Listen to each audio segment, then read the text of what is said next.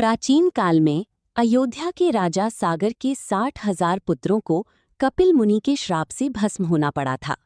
उनकी मुक्ति का केवल एक ही मार्ग था, स्वर्ग की पवित्र नदी गंगा का जल। कई पीढ़ियां बीत गईं, लेकिन कोई भी गंगा को पृथ्वी पर लाने में सफल नहीं हुआ। अंततः राजा भगीरथ ने अपने पूर्वजों के उद्धार का कठोर संकल्प लिया। उन्होंने हिमालय की चोटियों पर वर्षों तक घोर तपस्या की।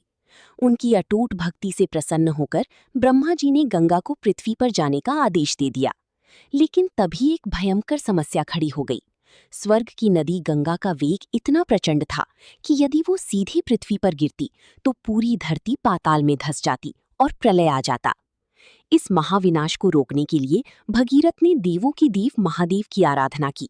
भगवान शिव उनकी प्रार्थना सुनकर शांत भाव से कैलाश पर खड़े हो गए।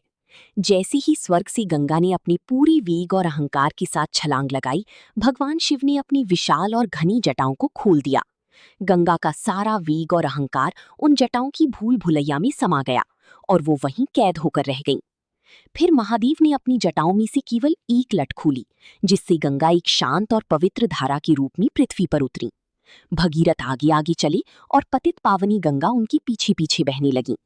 मार्ग में जहां जहां से गंगा गुजरी वहां सूखा मिट गया और नवजीवन लहलहा उठा। अंत में गंगा का पवित्र जल कपिल मुनि के आश्रम पहुंचा और भगीरथ की 60,000 पूर्वजों की राख का स्पर्श किया। जल का स्पर्श होते ही उन सभी को उनकी श्राप से मुक्ति मिल गई और मोक्ष प्राप्त हो गया। जिस पावन दिन गंगा स्वर्ग से उतरकर पहली बार पृथ्वी पर आईं, वो ज्येष्ठ मास की शुक्ल पक्ष की दशमी तिथि थी।